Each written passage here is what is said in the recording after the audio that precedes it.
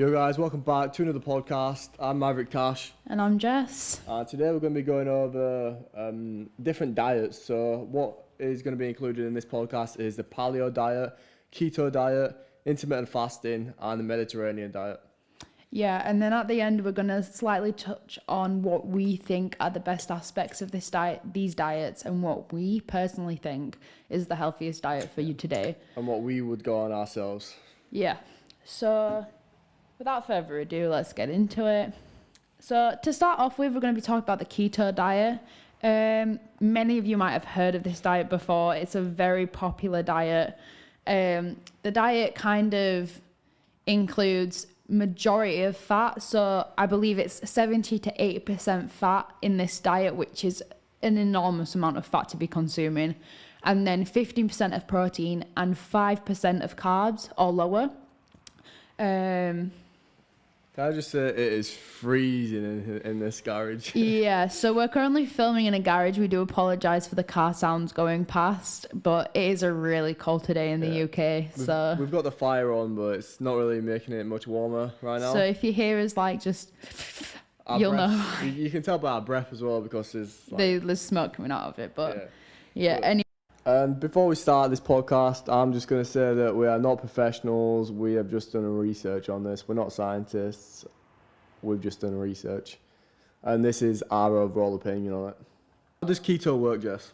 So keto works because it's basically the diet keto is all about putting your body through a state of ketosis, which is where you burn fat for energy instead of sugar. So the average person, like me and Maverick even, we burn glucose and we use that for energy and we use that for sugar.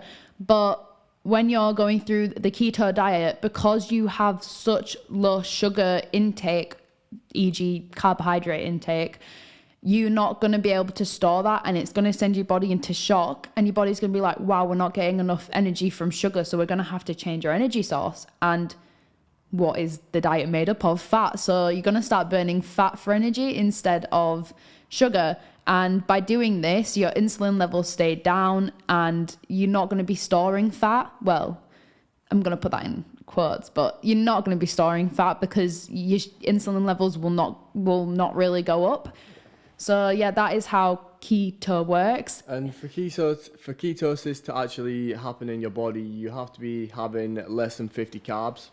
Grams of carbs, he means. Less than 50 grams of carbs. Which is less than 5% of carbs in your diet.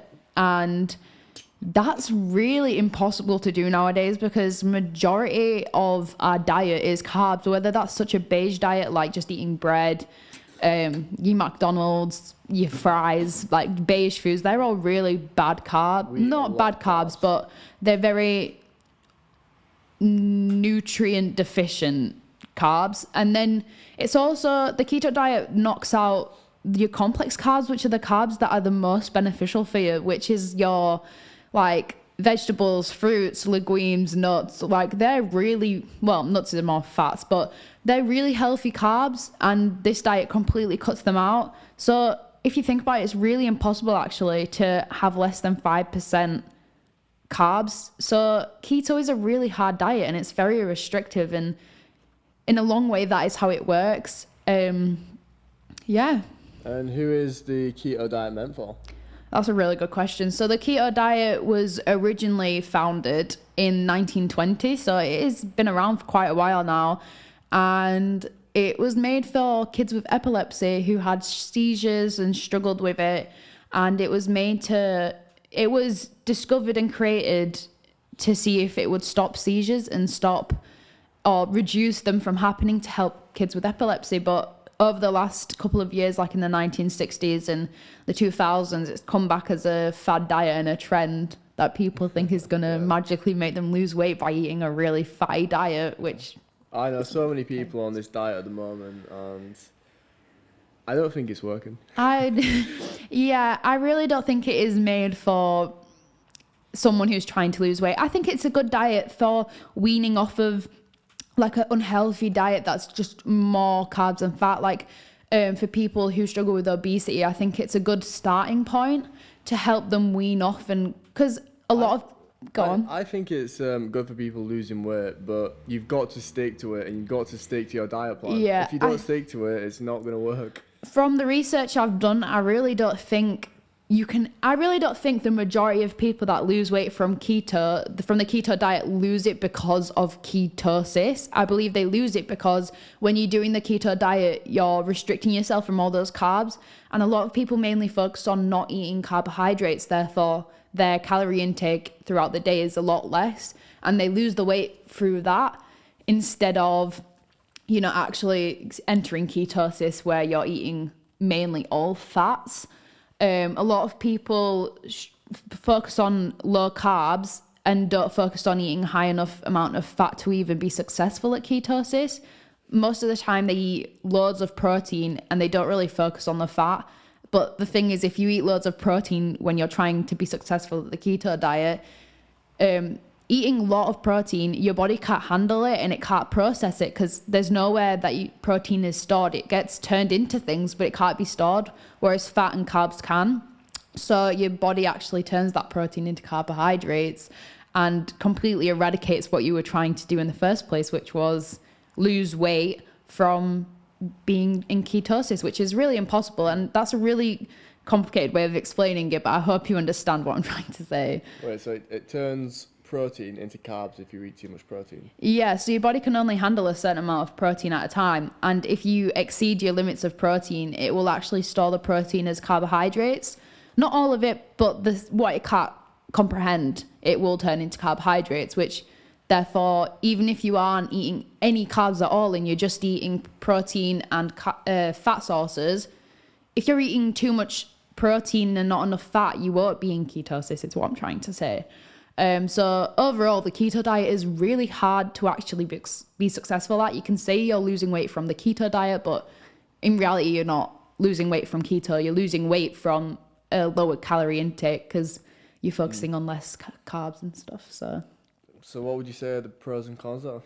I'd say the pros to the keto diet is it's known to obviously keep your blood sugars very low. And it's also known to obviously reduce seizures with people who struggle with epilepsy. And it's a good diet for people with obesity who are starting out. It has been known to be good with weight loss, but as I said, because of the low calorie intake. Cons, there are quite a few cons to this diet.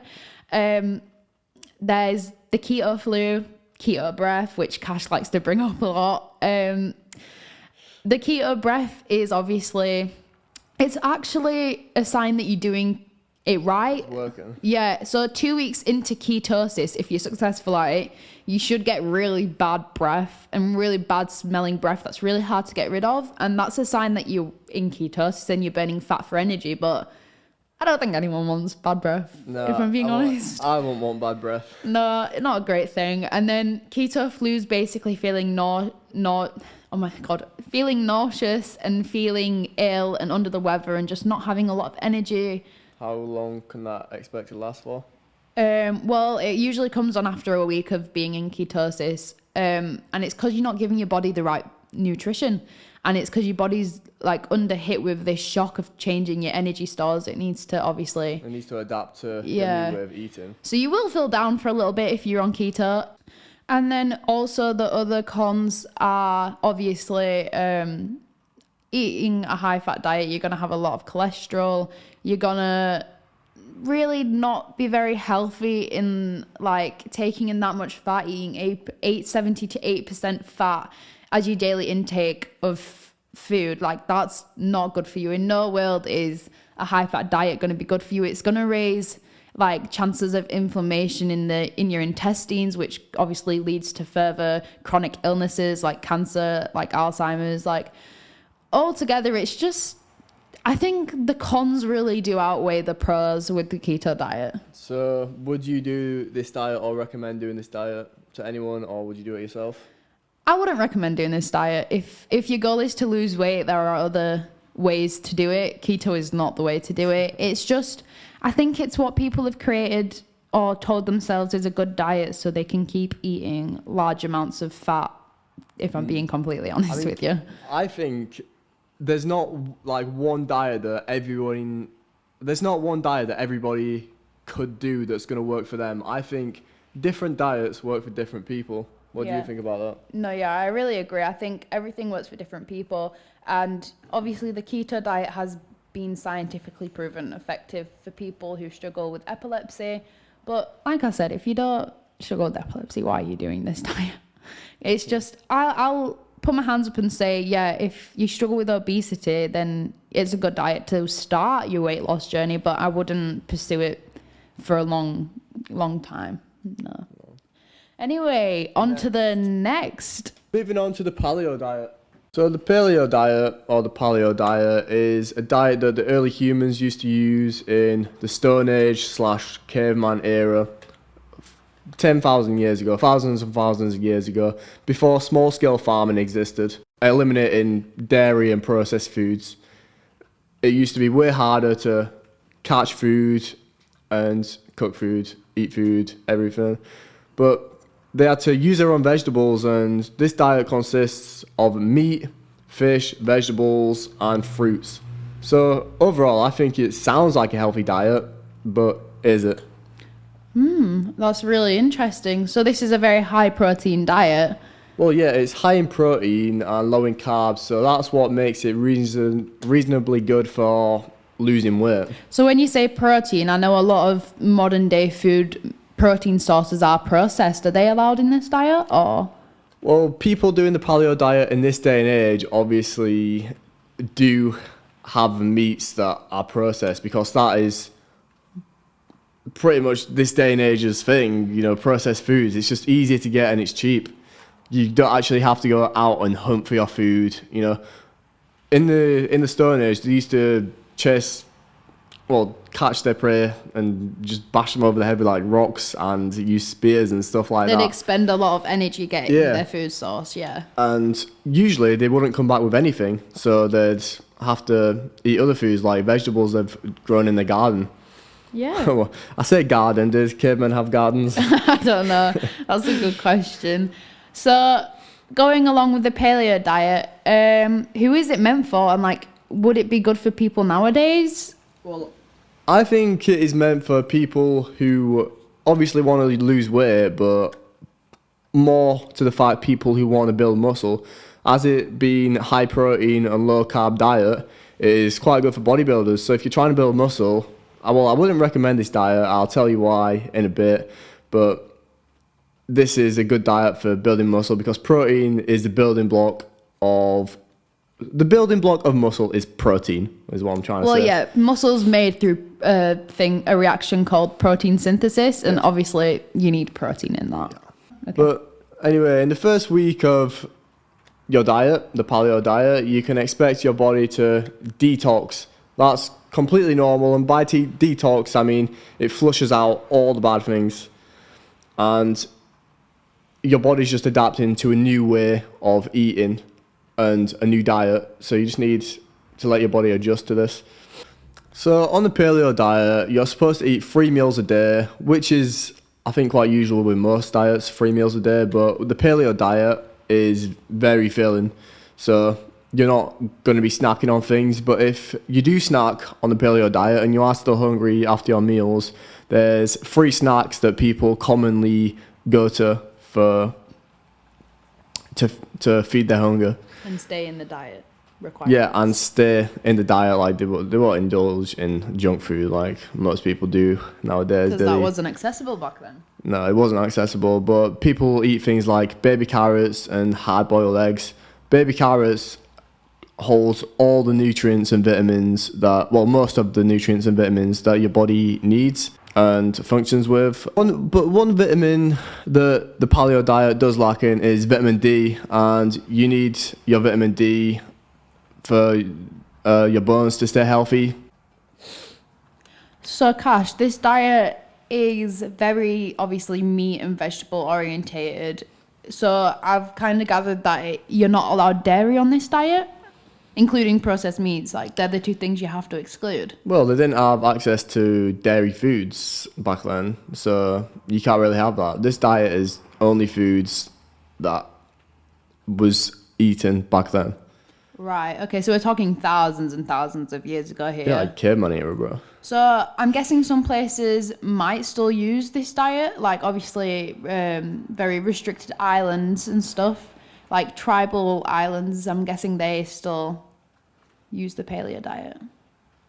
Well, yeah, I mean, small islands, and what's that island called that people aren't allowed to go on? Oh, that's the island. That's the exact island I'm actually thinking of. Yeah. There's this one island, and no humans allowed on it. Like no one out of That tribe that is tribe allowed on is it. allowed on the island. But people like that, like tribal territories, they still use the paleo diet because they still hunt. They still use the very like core of. But do they? Are there any animals on that island? Well, yeah, obviously they'll be harvesting the. Oh, yeah, that's true. They might have their own farming. Do you know what? I'm going to look into that. That's Yeah. quite an interesting thing. So, anyway, we went off on a little bit of a side note there, but so dairy is excluded. That's Yeah. what you're saying. Some people think that the carnivore diet is the same thing as the paleo diet. It's not. Well, I don't think it is. What are the differences? Well, the differences are that on the carnivore diet, you're only allowed to eat meats. Some people actually still do use the carnivore diet, and these people are the native Alaskans. These and go out and hunt for the fish. Hunt for like polar bears yeah. and fish for fish and stuff like that. And why do they still? Well, it's cold there, so they can't really grow their own vegetables and stuff. But I mean, sometimes in summer, if they've got like a little patch where they can grow the vegetables, then they'll do that. But except from that, it's all meat. Yeah, going back to the paleo diet. One thing your body does lack is vitamin D, and your body needs vitamin D to break down the calcium, which is really good and healthy for your bones. So if you're not eating your vitamin D, you need to be on this diet. You need to be taking a supplement yeah. that can give you the vitamin D to break down the calcium, so your bones are not fragile. And especially if you go into the gym as well, you don't want to be pushing a weight and your shoulder pops because your bones aren't strong enough. So, do you have any additional pros and cons to this? Are there some cons found? I think just the cons for it is the fact that it's not vitamin D efficient, and you can't really do this diet in this day and age because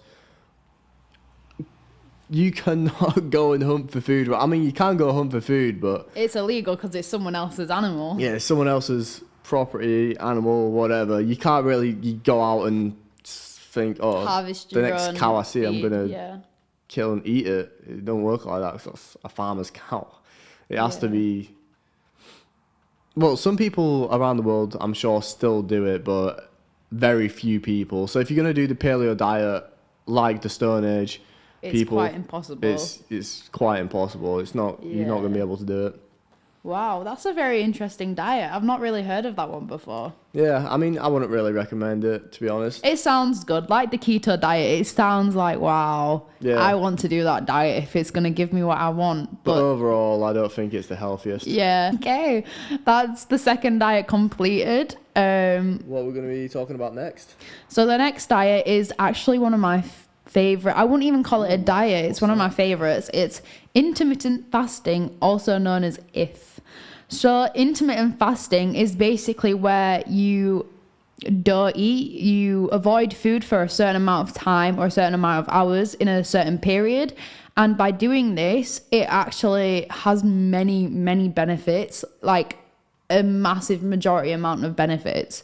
And I'm sure there'll be people out there who don't like this diet, and that's okay, that's your opinion, but I am personally very, very for this diet. So a little bit about it is there's a lot of trending intermittent fasting diets. Like I know Kash's family have experienced intermittent fasting. I hear a lot of people doing intermittent fasting, but I don't really know much about it. Like, you probably know more than me about it, but how long are you supposed to do this for?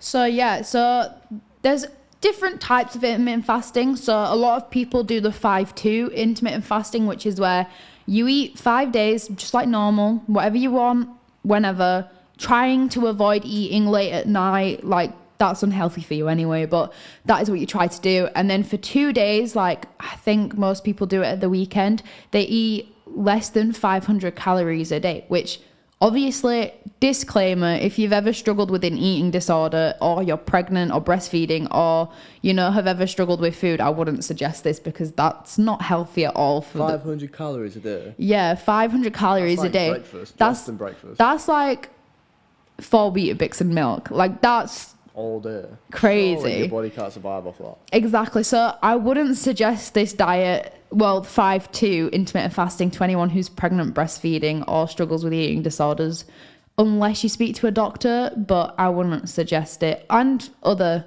health issues, like just speak to your doctor first. Don't take our advice. But yeah, so 5-2 is a very trending one, and then another very trending one is the 16-8, which is where for 8 hours in the day you can eat, and then for 16 hours in the day you fast. You don't eat anything. You're allowed like coffee and water, I guess, and tea and water, but no milk. Like, it's just avoiding all caloric foods. Is that healthy? I don't know. I think for people who've experienced eating disorders and have a certain way about thinking about food, I would definitely not suggest this diet to them. It's a very committed diet, and I personally think it is healthy.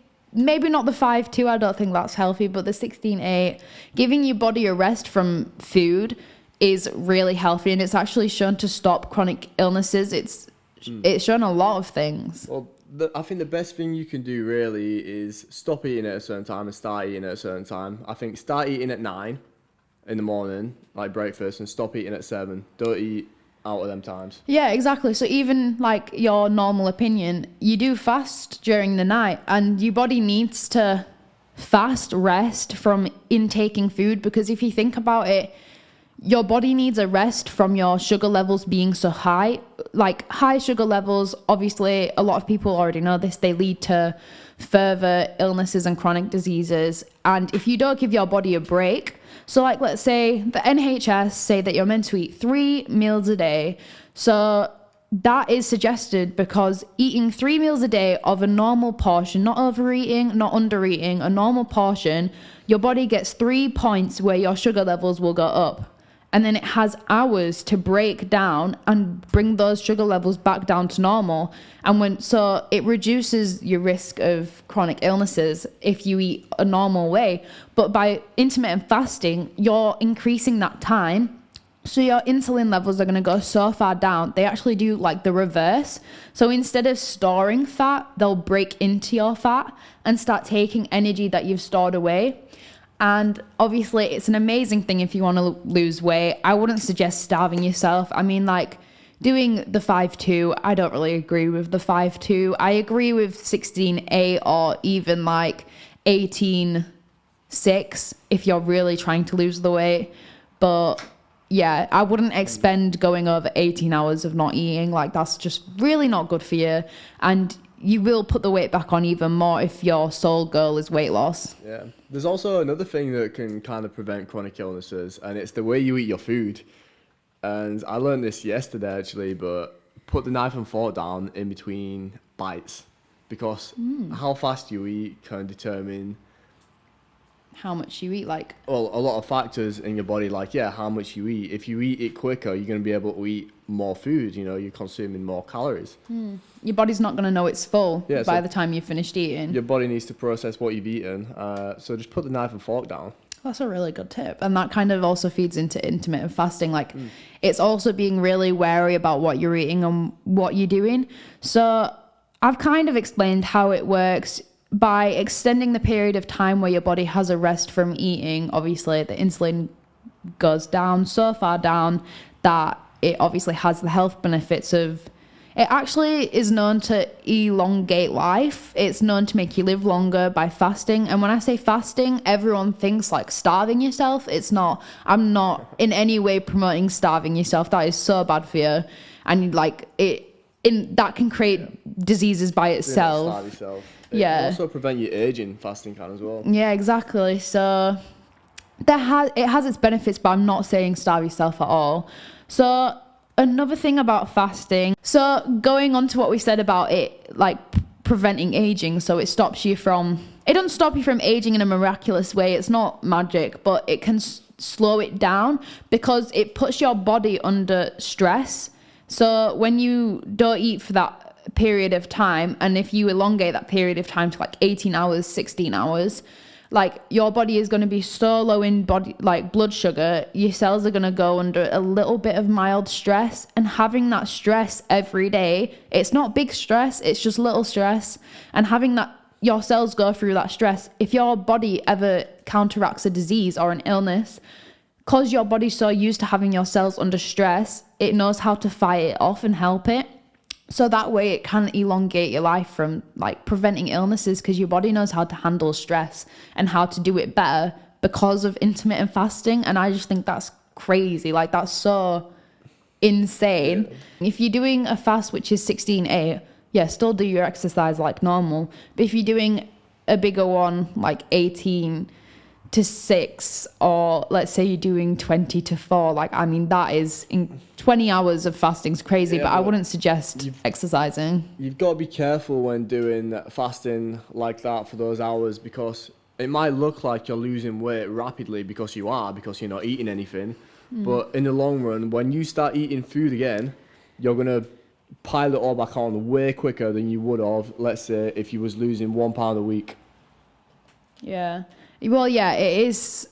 Obviously, it's a good thing for weight loss, but do not use intermittent fasting as your key thing for weight loss. Also, another topic about intermittent fasting, people like to think that you can eat whatever you want, but in reality, stop being lazy. Like, stop giving into our modern day bad habits of eating junk food every single day. Like, just because you're intermittent fasting and you're restricting food for a certain amount of hours a day doesn't mean you can go and eat like 3 McDonald's. Don't let the intrusive thoughts win. Yeah, no, because like, eat nutrient dense foods. Like, at the moment I am intermittent fasting. I really do agree with it, and I'm doing it for my own reasons, which I don't really want to share.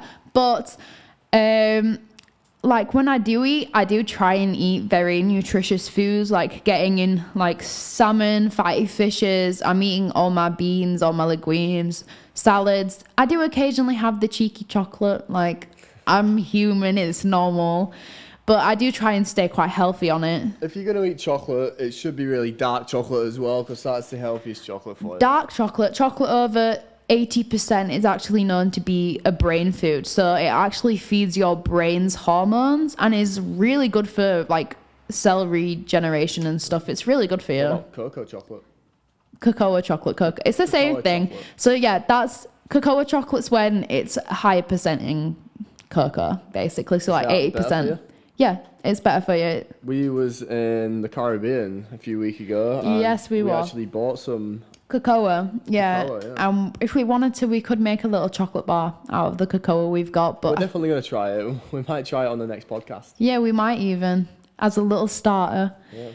Anyway, getting onto the pros and cons and wrapping up intermittent fasting, there are many pros, like I've told you about, like cell repair, like slowing down aging. Like, short-term fasting actually improves your metabolism because it helps your body like have that break, and it. Yeah, for not eating for periods of time, it actually helps your body handle hunger, so you won't get as hungry as often. Yeah, that's a good point as well. It also helps with the scientific word, which isn't that scientific, is oxidative stress, which is another way of saying it stops aging. It prevents Alzheimer's disease, it prevents cancer, it prevents all these really scary diseases like heart disease, and it lowers your blood pressure. A little fun fact about intermittent fasting, whilst I was doing my research, there was actually I think it was Harvard School of Medicine that did this, but a bit cruel to the fly, but they tried intermittent fasting on this fly and it actually made it live longer. I don't know how much longer, but how crazy is that it actually made like the average lifespan of a fly go up because it did this thing. And don't even just stop. Like, if you think keto is great, if you think paleo is great, if you think intermittent fasting is great, don't just take our opinion. If any of these topics interest you, go away and do your own research, because there's some really like interesting things on the internet. Anyway, so that's me wrapping up. That's me wrapping up the pros and cons of intermittent fasting. Cons, I'd say, I'm not going to say it's all great. You're going to feel sick. You're going to feel hungry.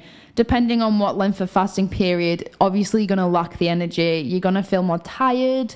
Like, there is little things, but there's a way to get around it. Like, you're not really lacking in nutrients, because if you are focusing when you are eating on eating those nutrient dense meals, you will be healthy on this. Just please don't exceed like 18:6, because that is crazy amount of time to not eat. So the last diet we're going to talk about is the Mediterranean diet. The Mediterranean diet is the last diet, and I personally think it is the best, one of the best diets out there. Obviously, it's in the title. Mediterranean people eat it. That's like your Greek, Italian, French, just European, tropical European countries.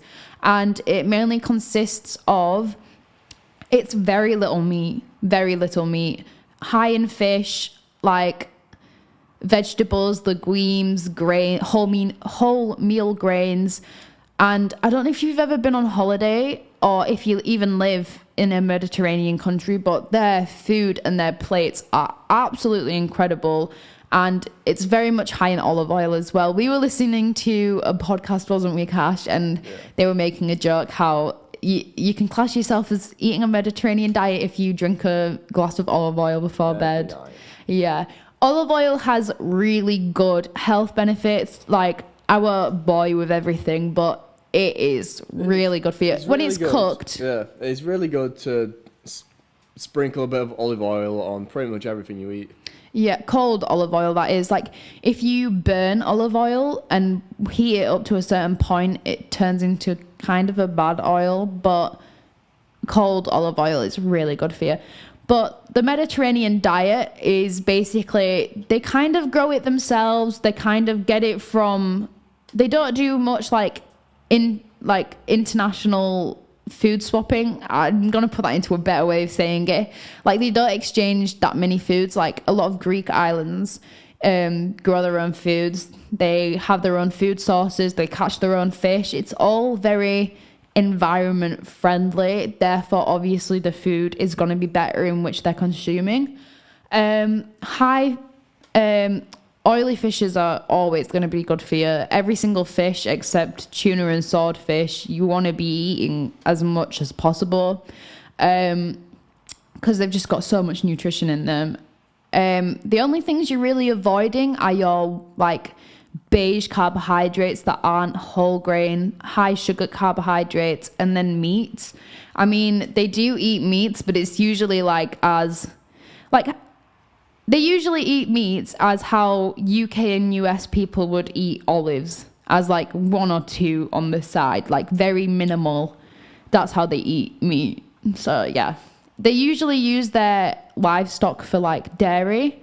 Even though they are quite low in dairy, they do like to make their own cheeses, their own milks and everything. And yeah, healthy. I'd say it's Making healthy. Your own cheese. Yeah, I in a realistic world would love to be the person who has their own crops, has their own chickens, has their own cows, goes completely meat free, eats just fish, and lives the Mediterranean lifestyle, cooks my own, like bake my own cheese from scratch. Like, that is the healthiest way to live. But in these times, it is so unaffordable. And where you can, I would suggest cooking at home.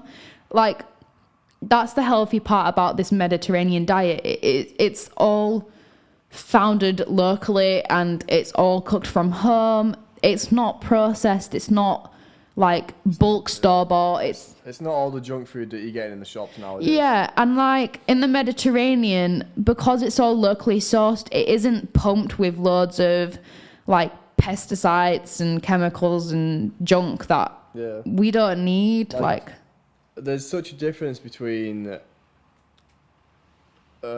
processed food and food that you're obviously on about now, because what they do with like chickens and cows and just things, they need to fatten them up, so they'll feed them all this corn where they need to be really in grass, and it takes longer to do that, but it's making the meat way more fattier than it would be if they wasn't feeding them all this junk. Yeah, and it's making the actual product less nutritious, isn't it? And it's Yeah. because UK and the US have a bigger population to feed.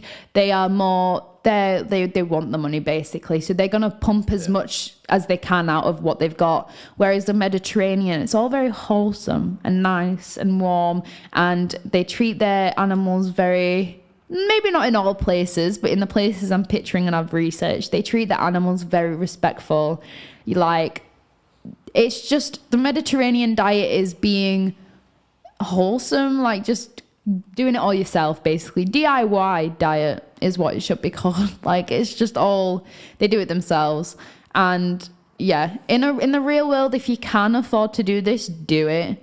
But it's very unrealistic in this day and age, and we're all very busy people. Like, there's mothers, fathers, people who work full time in business, people who are like working paycheck to paycheck, and like it's very unrealistic to do that nowadays, because who has the time in modern? Yeah, like, most people when they finish work, they just want to go get something quick, like a Mackey's or you know, Subway. go to the McDonald's drive-through and get some easy food instead of going home cooking it themselves. But in reality, that is the healthier way. So bringing this podcast to a close, I feel like I really hope that we've given you some insightful things, and maybe you go away doing your own research thinking, I didn't agree with that, or I do agree with that. We'd love to hear what you did or didn't agree with. And just bringing it to a close, Mav, which ones of these diets would you definitely be a thumbs down to, and what would you tell people is the diet that you should opt for? Well, this is just my opinion, but I definitely think you should opt out of the keto diet and maybe the paleo diet as well. But I do like intermittent fasting and the Mediterranean diet, depending on how you do it and what foods you eat. But I would advise you to go with the Mediterranean diet, as it does seem like the healthiest option. What about you, Jess? I definitely go for out of all of the ones we've talked about today, I'd go for the Mediterranean. I do think intermittent fasting has its health benefits, and it's definitely good for weight loss, but I don't know if it's something you can sustain for your life. Whereas the Mediterranean diet is something, if you can and you have the access to, you can sustain it for your life. And can I just add, the Mediterranean diet is not your Parmigiano, whatever, like processed ham. I know it's so good, but like it's not that. And it's very actually little cheese as well, so please don't get Mediterranean like Italian diet mixed up. But yeah, I'd say Mediterranean. Do it all yourself. My advice would be try and cook at home as much as possible. Try and have as many colours on the plate, not artificial colours, please. Well, they say eat the rainbow, don't they? Yeah, eat the rainbow, that's a good saying. Yeah, just not artificial colours. Don't pour those nerd sweets onto your plate and say that you're eating the rainbow. Like fruits as much as you can. The vegetables. Completely try and avoid a beige diet. Like, that's the worst thing for you. You want to be getting you want to be eating a balanced diet that you can sustain throughout your life, and you can sustain a healthy way of living. Yeah. So, Cash, do you have anything else to add to this podcast? No, not to this podcast, but we're going to bring this to a close now. But in the next podcast, what we're going to be talking about is us and burnout phases. Yeah, so quickly touching a little spoiler clip, burnout is what a lot of you will be struggling with or have struggled with, and you haven't even known what it is. And we're going to talk about what it is in the next podcast and our experiences with it and what we did to get out of it. Yeah. And How what to get out of a burnout phase. Yeah, and it's basically, if you've ever struggled with fatigue or low energy or stuck in a rut and you don't know what your purpose is, like, listen to our podcast next week. Yeah. Yeah, so we'll see you then. See you next week. See you on Monday.